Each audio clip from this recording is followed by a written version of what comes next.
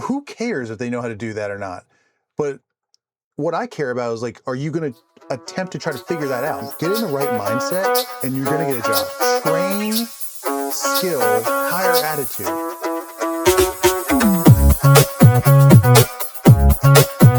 Hey guys, checking in for another video.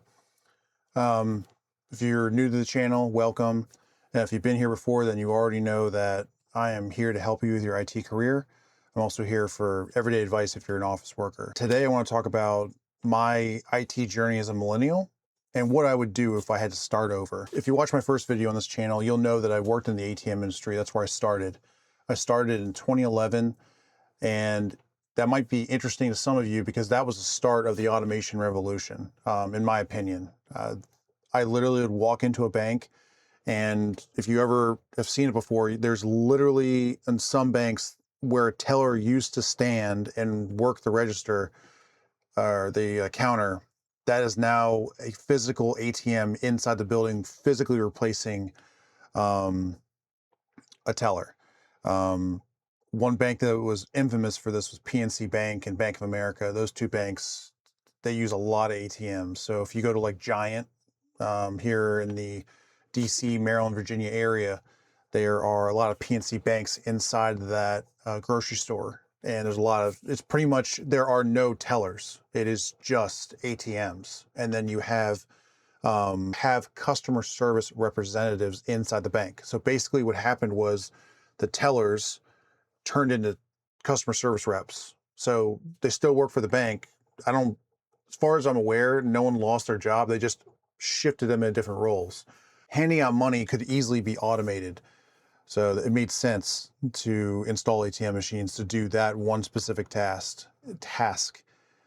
And I left the ATM world because I wanted more skills that could cross over into different sectors of just IT, because ATM machines are very skill based locked. Like you can't, there are a couple things that cross over from the ATM world into the general workforce, but it's very few and far between. There's like maybe 2 or 3 skills that really helped me get my next role, which was IT consulting, otherwise known as a managed service provider or MSP. So when I went for the interview, the more interesting thing that manager found on my resume wasn't my ATM experience. That just showed that I had dedication. I could show it to a job. That's really that's what he told me. But what he was more interested in was my off hours activities, because I basically told him, was like, I go home and build servers. As you can see behind me right there, that's all I would do.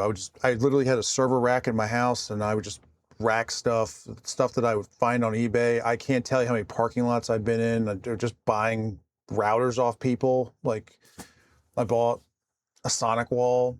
Actually, no, I don't think it was a Sonic wall. I think um, it was a commercial grade router. I want to say it was like a PF Sense or something like that. Um, a router I bought off some guy. I also bought some Cisco stuff from people like off Craigslist and eBay and stuff like that.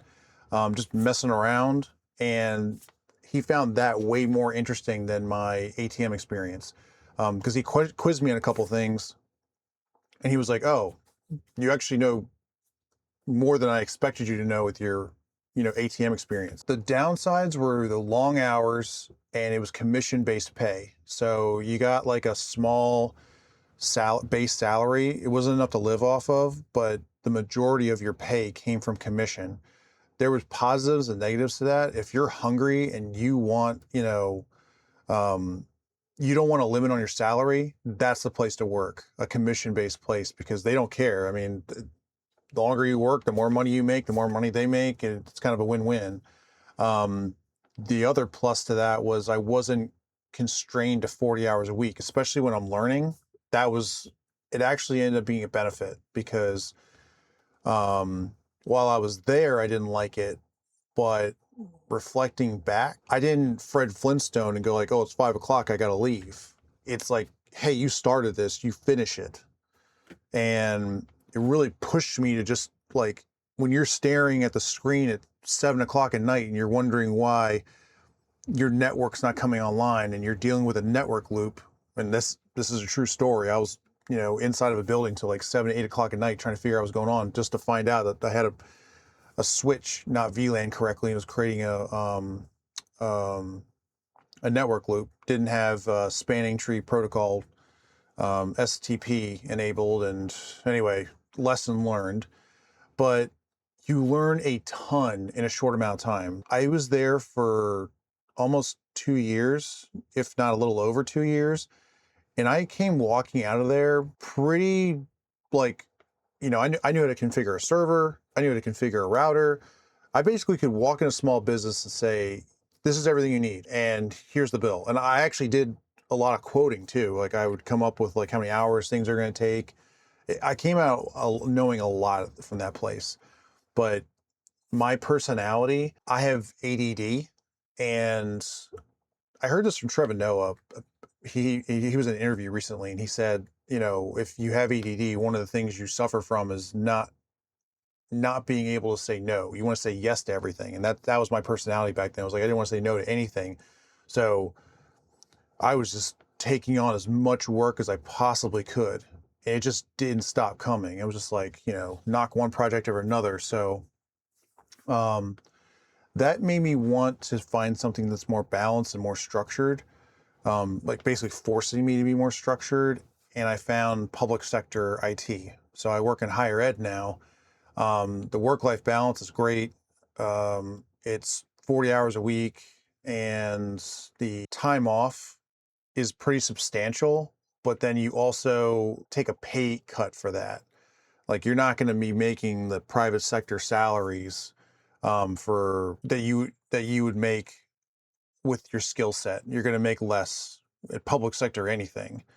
Um, but then there's also job security. So it's slow and steady. And when you have a small family, that helps out. But anyway, that's how I got in IT. But if I had to start over, I would be I would be 23 with no children. That would be my age if I was starting over. If we're going to, compare here, I'd be 23, no children. And that's a key component here because, when you have kids, that's a whole different ball game. And if you want me to make a video on what I would do if I had children, I'd be more than happy to do that because I do have some thoughts on that. But just going based off my experience, going if I had to do this again. So I actually went to college for IT, and I continued doing that while working. Obviously, college is no, like wouldn't spend my money on it. Bare minimum, I might get an associate's degree. That's it. I got a 4-year degree. I wouldn't recommend that to anybody now. I would probably get a cert if you really want to do the education route, but experience is way more powerful. I would get off your ass and start calling nonprofits or a failing business, and you pretty much have to cold call to find those. I actually came across one um, during my, I had a friend of a friend who was like, this guy needs help. His business is failing. And I came along and I was just like, hey, I'm just going to be upfront with you. Like, I have the theory of how this is supposed to work, and I'm willing to do this for like a super, super cheap price. And I think that guy had nothing to lose, and he shook my hand and was like, let's do this. So that was like the start of my IT experience, really. I also had a nonprofit that I worked with as well. I'm a really big dog lover, so I would actually walk in or call all the dog shelters in my area just to see if they needed any help. And a lot of it was back then, it was like helping them with websites, email management. That's like still a thing. So if you want to get some 365 experience or Gmail experience, call up your local nonprofits.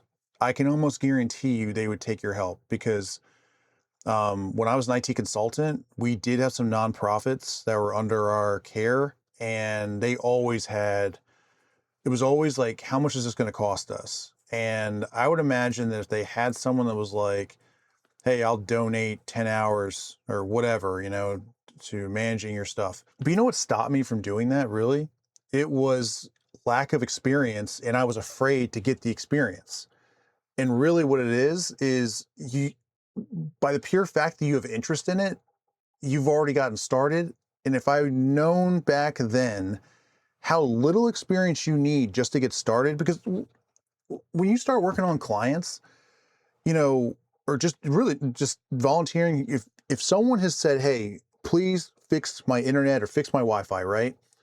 And if you have good moral character, you're not going to go agree to it and then leave them hanging. Like, you're already in the thick of it. You've already committed. Like, I'm going to fix this stupid router. Um, be it firmware or recommending a new one. That's a thing too. Like, hey, this thing is junk. Like, get rid of it. Have some confidence. And I can't tell you how many users have told me, I just felt so much better. Even though you didn't have the answer, it was your confidence level. They just were like, I just knew it was going to get fixed because you just said, hey, I'm going to figure this out. I don't care what it takes. And that kind of drive is what's going to get you a job. I'm telling you right now. Like, I know it's hard to believe in yourself, but know in the end that you're going to get there. And you know what doesn't help?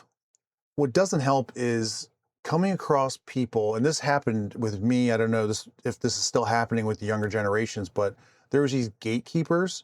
I remember I interviewed for a place, and they were like, Do you know how to change the DNS settings in an Active Directory, and how do you get to those settings? And I didn't know. Like, I just started IT, and then I think I was in IT for like a year at that point. I had no idea. And then the guy gave me crap for not knowing it. He was just like, well, some of my most experienced technicians know exactly how to do that. I'm just like, okay, good for them. You know what I mean? Like, train, skill, higher attitude. It's that simple. Like, who cares if they know how to do that or not? But what I care about is, like, are you going to attempt to try to figure that out? Because it doesn't matter if you know that or not. If you're going to go to work and sleep all day, well, that knowledge is no good if you're a crappy employee. So, like, just get in the right mindset, and you're going to get a job. I'm telling you. Because even with all this AI stuff, as long as there's human beings sitting in a chair in a building somewhere, we're still going to be needed as IT professionals. I mean, call any 1-800 number that goes, press 1 for blah, blah, blah, and 2 for whatever. And then you're screaming representative into the phone. Until that stops, you're going to need humans. Like, I'm sorry. Now, if there may come a day where we just replace all human beings, whatever. It's not here yet. But until then, you still got to eat. So get in the right mindset, get that confidence level. Even if you were like not even unsure of yourself, who cares? Like, we're literally on this planet for such a short amount of time. Okay. I walked into a job and it's just like, okay, didn't know how to do it. At least you were upfront about it, but showing that you're gonna learn it. Like, hey, I don't know how to do this yet, boss, but you better believe I'm not leaving here until I figure it out. I've said that to a couple. I've said that to a couple projects I've worked on. Like, I don't have no idea how this works. I had a job where it was the client was using VMware and they couldn't afford the license. This is back before Broadcom bought them. So even back then, this one company could not afford it. And I had to convert them over to Hyper-V. And this is back in like 2015. Like, there wasn't a good tool that I could find, like, just quick search online. I spent an entire weekend, like, going to the office from like 9 a.m. and staying till like 6 p.m. for 2 days, 3 days straight. And I finally found a product, and it took a while because, the servers I had to convert over were not small. So once I found the product, I started smoothing everything over. And I walked away from that job, and I'm just, because I told him, I was like, I don't even know where to start with this. So give me the weekend, and I'll have something for you on Monday. And that's all they cared about. They're like, okay, well, that's something. You know, it's not like we're going to go start calling a bunch of IT companies and try to find someone in the next 24 hours. So anyway, if I had to start over, the big one is confidence. Believe in yourself.